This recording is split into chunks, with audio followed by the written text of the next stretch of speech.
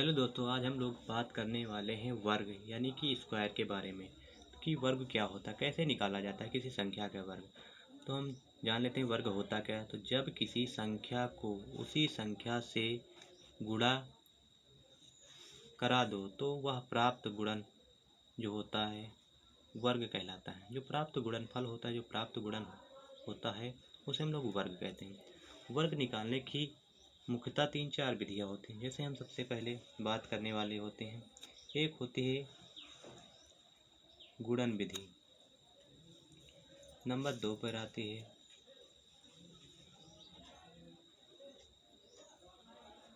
स्तंभ विधि।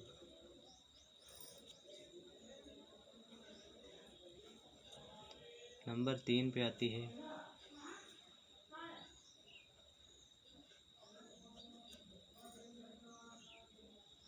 विधि। तो 3 तरीके से किसी भी संख्या का वर्ग निकाल सकते हैं। तो सबसे पहले हम लोग निकालते हैं गुणन विधि। गुणन विधि क्या होती है, सबसे पहले जानते हैं गुणन विधि होती क्या है।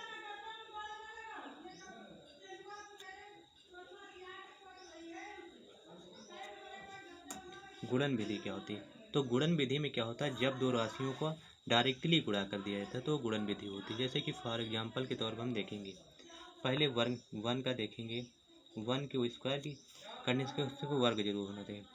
अब 1 को जब हम 1 से 1 गुणे 1 करेंगे तो 1 एक कम कितना होता है 1। 2 के ऊपर हम लोग होल ऑफ स्क्वायर करेंगे, 2 गुणे 2 तो 2 दूनी 4। 3 करेंगे तो 3 गुणे 3 करेंगे तो 3 से का 9 आएगा। 4 को करेंगे तो 4 गुणे 4 करेंगे तो 4 से 16 आएगा। तो इसी तरह जब करते चले जाते हैं, इसे कहा जाता है वर्ग। जब उसी संख्या को उसी से गुणा कर दिया जाता है तो जो प्राप्त गुणनफल है उसे हम लोग वर्ग कहते हैं।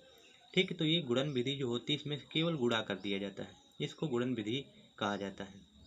इसी तरह आप किसी भी संख्या का वर्ग आसानी से ज्ञात कर सकते हो जब उसी संख्या से गुणा कराएंगे। मान लीजिए यहाँ पर 5 है तो 5 का करेंगे तो आएगा 5 गुणे 5 तो यहाँ हो जाएगा 25।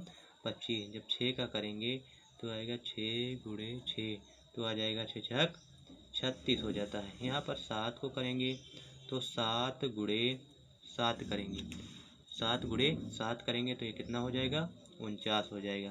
फिर यहाँ हम लोग 8 का स्क्वायर करने वाले हैं तो 8 गुणे 8 तो 8 को करेंगे तो 8 टाइम 64।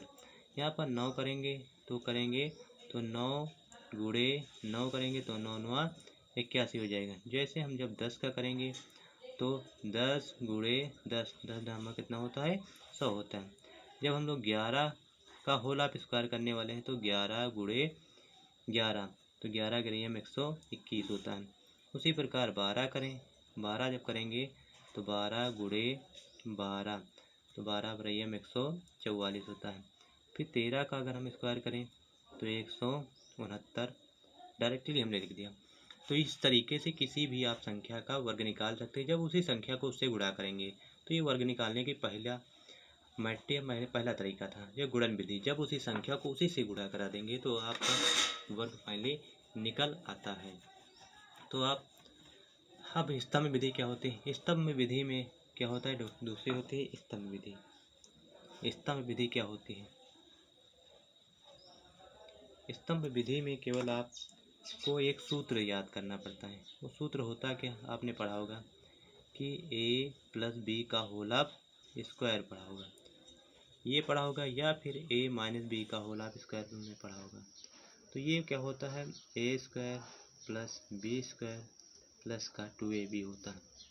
इसकी बात की जाए तो a square plus b square minus 2ab होता है। इसके द्वारा स्तंभ विधि लगाई जा सकती है। तो आशा करता हूँ ये वीडियो आपको अच्छा लगा होगा, तो इसे आप लाइक और सब्सक्राइब करना ना भूलें।